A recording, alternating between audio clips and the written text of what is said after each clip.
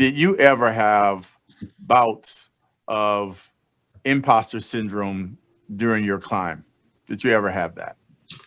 I got familiar with that term, imposter syndrome, later on in life. And, I hearkened back, frankly, to, one of my professors in chemie, chemical engineering back at Cornell. And, I was asking him questions, and test is coming on and this and that. And in our chemical engineering program, you walked in for your exams and you had no calculator, and that was kind of it. You had to figure it out and do the math by hand, etc. And we were going through some things, and he kind of looked at me and said, "Robert, here's the thing. When you know what you know, then that's all you can do." And so, what was important to me throughout my academic experience and in my business experience was to, frankly, I could be an expert at my craft and work really, really hard at it, but also realize I may not know everything, and I may get some things wrong.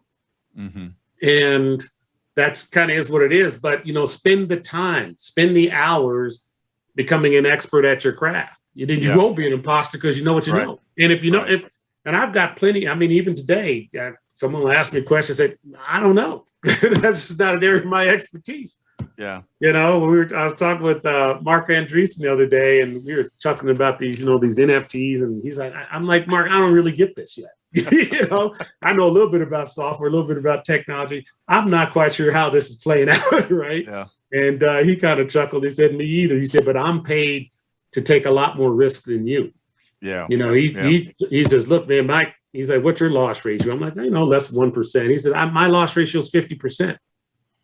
He said, but I'm paid to take, in the venture world, paid to take that kind of risk. Right. And, double, triple, quadruple down on the winners, and just got to get over the losers. Right. So that's the nature of it. So, just do your work, be an expert at your craft, and know what you know. And if you don't know something, then don't pretend that you do. Right. There was a saying in a session earlier at the conference today where someone says everybody wants to be a millionaire, but you need to do the work, as opposed to just having a dream. You need to do the work. And every time I've been with you, I appreciate the fact that even when you talk about the technology and your experiences, your excitement is exuded in your energy around it. You could just talk forever about the nuances of this, but you are a risk taker, which is what entrepreneurs are. And people need to associate that. The more risks you take, the more you learn. And when you think about strategy, but it's also Mike, it is also calculating the risk. You've got to do the work and understand as much as you can. You're not going to know everything. Understand as much as you can. And then assess that risk, right? And that reward. Sometimes you get blindsided. Okay, here's what it is. But anyway, I'll let you ask your question. But it isn't blind risk taking. It's not standing on the edge of the cliff and saying, let me jump, just see how I do. Thank you for that note, so people can know the difference, especially as they're listening in. But would you say you are better at good opportunities or better at avoiding bad ones? That's a really interesting question. What I am really, really good at is assessing risk in a way that, and this is in my investing business, and saying, what are the critical factors for success that we have under our control? Okay. And then you say, if I can control these 5 things, and this is the outcome that I can predict by controlling these 5 things, if these other 23 things happen, will it affect the outcome in a way that I shouldn't do this? So that's the way I think about it. There's critical factors for success being under our control. That's why the whole system is built the way that it is, so that we're not blindly guessing or just hoping we get it right or by gut instinct. It is, what can we control that we think will affect the outcome? Look, sometimes the things you can control, you're not able to control them to the extent you thought, right? But there's certain things you can control. That is excellent advice. Excellent advice. Do you have any thoughts on the Dream Exchange Group? Are you familiar with them? Not too familiar. The first ever USA Black Stock Exchange in history, scheduled to come online soon. I didn't know if you heard of it, because someone Graylin is asking. Yeah, heard of it, but not that familiar with it. Yeah. Okay. So what's the question? The question was if you had thoughts on it, given that it's new. That's the extent of the question. But since he asked, I wanted to take advantage of the moment, since these are rare opportunities to get to ask you these questions where we have your full attention. Yeah. I haven't put some more detail on it. I'll be happy to give some. Okay. So there's a couple, if people ask me my thoughts on investing in African American, there are a bunch of brilliant African American entrepreneurs out there that really need to think about how to take advantage of access to public equity. Okay. And, to be frank with you right now, the SPAC market is a bit of a mess. That said, there are a bunch of, one of our challenges has been access to capital, for the history of time that, Africans and African Americans have been here. Right. And, there are some, every now and then there are some windows of that open up. This just happens to be one where there is access to capital that, folks on this call in particular, probably in a better position to take advantage of than most. And you should be very thoughtful and active in figuring out ways to access that capital. Okay. And access to capital, that's a whole, we could go deep relative to the opportunity that represents. Quincy is asking if you could go deeper on your point about being risk averse versus being risk neutral as it relates to investing. Yeah. So let's first start from a personal perspective in terms of, call it risk averse.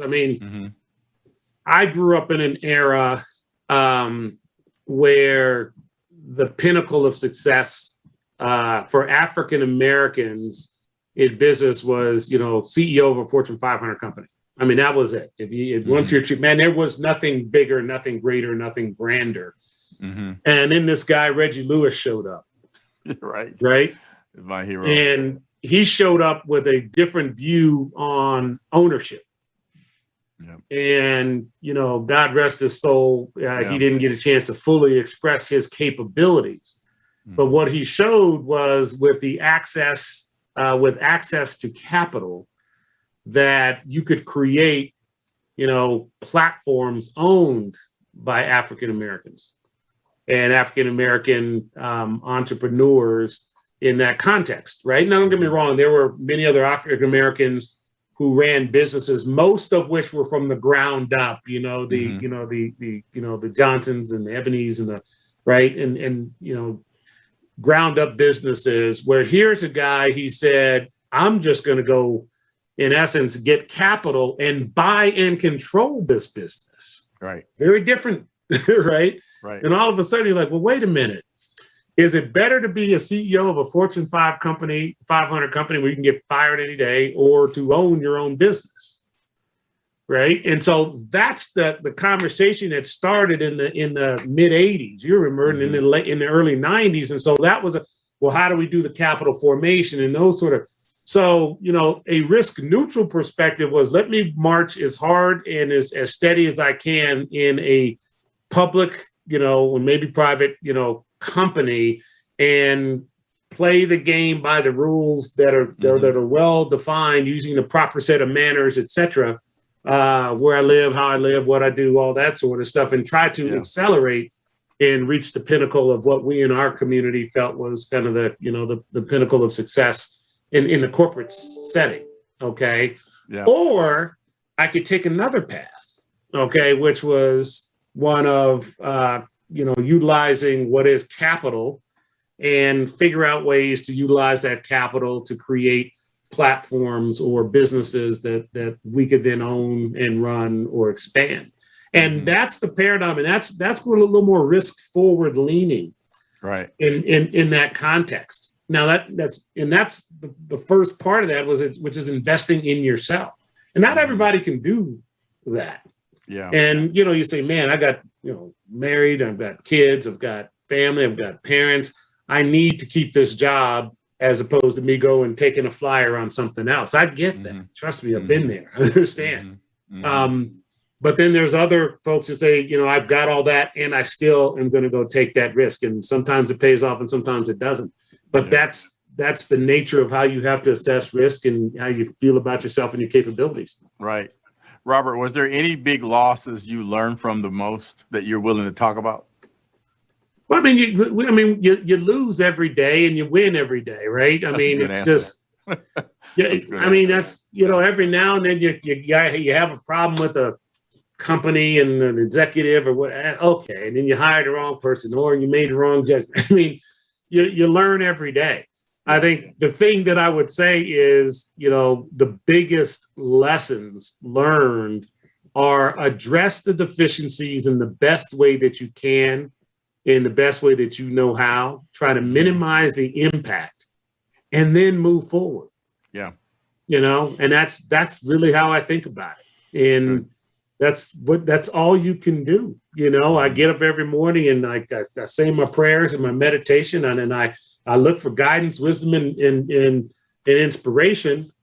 And, most days it comes in the right form. And every now and then you get something wrong, but you can't dwell on it. If you dwell on that, you never move forward. Yeah.